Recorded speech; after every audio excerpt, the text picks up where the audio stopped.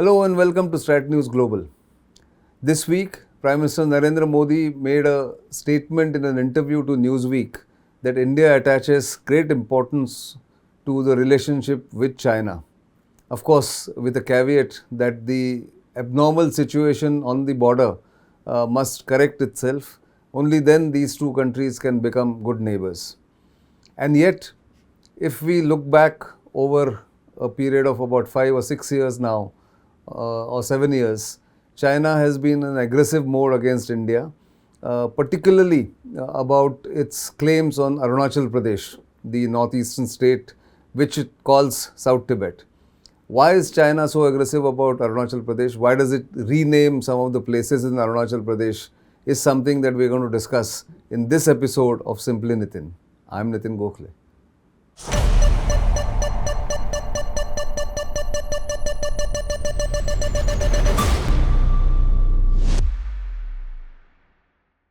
So for years now, the Chinese leadership and the Chinese state objects to any important Indian leader visiting Arunachal Pradesh, to which India objects strongly.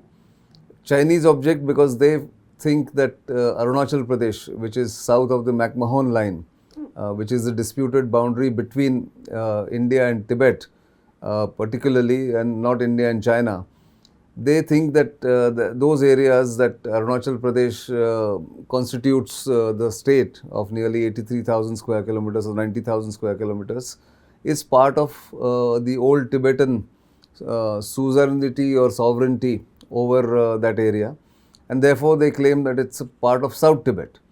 And Chinese continue to assert those claims despite Indian objections, and India of course continues to develop the state. Indian political leaders, prime ministers, president, everybody or vice presidents continue to visit those places.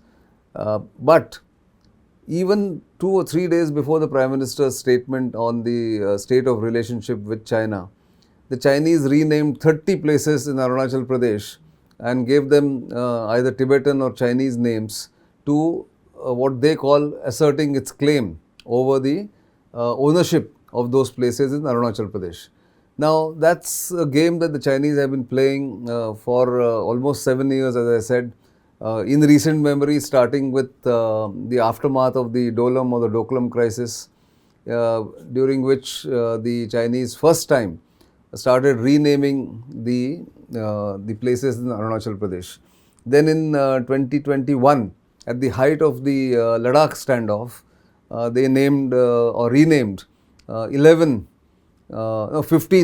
villages and 15 spots in Arunachal Pradesh, saying that these belong to China and therefore we are renaming them so that they can keep on claiming those places. In 2023, post the G20 and a very successful G20 summit in which the Chinese President Xi Jinping did not participate, they named or renamed 11 places in Arunachal Pradesh and gave them new Chinese names. And this year, just last week, they renamed some of the places, almost numbering 30. So, why do the Chinese do it? Is the question that has been asked a number of times. They do it because by renaming these places, the Chinese, in a future settlement of the dispute or future border negotiations or India-China negotiations, want to say that we have always regarded these areas and these places as our own, and therefore these names have been put and which you never contested. But each time Chinese have done this, Indians have objected very strongly, diplomatically and publicly. So therefore those claims are hollow. But the lines that the Chinese use all the time is because the Chinese had come, if you remember, in the 1962 war. The first skirmish broke out in what was then NEFA, Northeast Frontier Agency, and the Chinese came almost to the banks of the Brahmaputra, crossing the Sela Pass from Tawang to Bomdila and then down to Bhalukpung, but withdrew because of obviously practical reasons where they couldn't sustain their troops in such a precarious supply chain or supply line, and they withdrew. But they never asserted their claims over what was then NEFA, which turned into a union territory in 1972, and a state in 1987, until the late 80s, when they started claiming Arunachal Pradesh, the whole of Arunachal Pradesh, as their own, perhaps because they wanted in a future negotiation to swap Arunachal Pradesh, which India has always rightfully claimed to be its own state, and the entire sovereignty over Arunachal Pradesh is India's. And they wanted to perhaps bargain Arunachal Pradesh for the areas in Aksai Chin, which were occupied by the Chinese in 1962 after the war in Ladakh, and Aksai Chin has always been under Chinese control. So, in any future negotiations, one of the scenarios that has been envisaged by the Chinese perhaps is that they keep Aksai Chin and let India keep South Tibet, or what they call South Tibet, what India calls Arunachal Pradesh. I think that's one of the points that they like to make.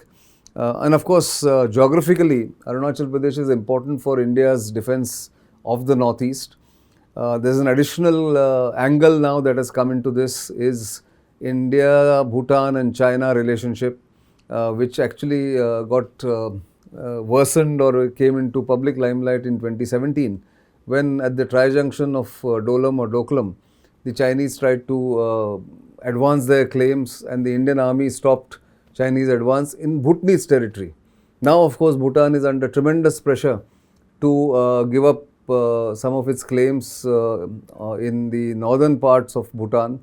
And as a bargaining chip, the Chinese are saying, we will give you that northern part or the central part of Bhutan, where the Bhutanese royal family has a lot of emotional and religious ties, provided you don't allow India a road from Tawang to Rangia in Assam via Bhutan. And therefore, that road, it's a strategic road which has a parallel access to the one, the OK SRT road, and the other is the Bhalukpung, Sela, Tawang and further Bumla road, which the Chinese want to put pressure on the Bhutanese. Therefore, they also claimed their rights over Sakting Wildlife Sanctuary, which abuts the border with Arunachal Pradesh, east of Bhutan, I mean in eastern Bhutan, which in which area the Chinese have no presence. There is no common boundary either between China and Bhutan in that area.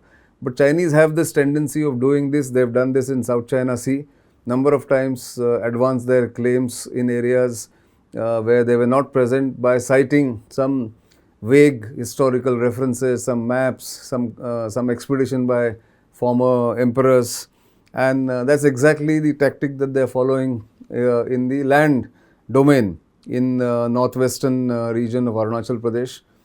They haven't done that so much in the east of east, as we call it, in Balong, Kibitu and the other places in Arunachal Pradesh.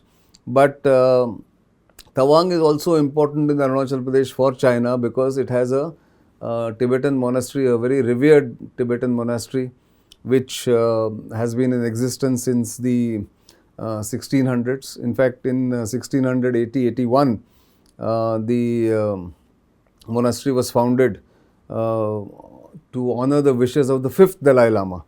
The fifth Dalai Lama was the sort of resident of Tawang, if you want to call that, and even the current Dalai Lama, when he fled, was forced to flee Potala Palace in Lhasa, and we did this episode about 2 weeks ago, that how he entered India through Arunachal Pradesh, or through what was then NEFA, at a place called Kinzamane, which is not very far from Tawang, and also has visited the Tawang monastery. In fact, the Dalai Lama himself is said to have told Prime Minister Jawaharlal Nehru in the 50s that the Tibetan administration from the Potala Palace in Lhasa used to collect tributes and taxes from the Tawang area, from the Monpa tribe, before India planted its flag in 1951 over Tawang. Thanks to Major Bob Cutting and the intrepid Assam Rifles unit which went in, claimed control over Tawang at that point in time.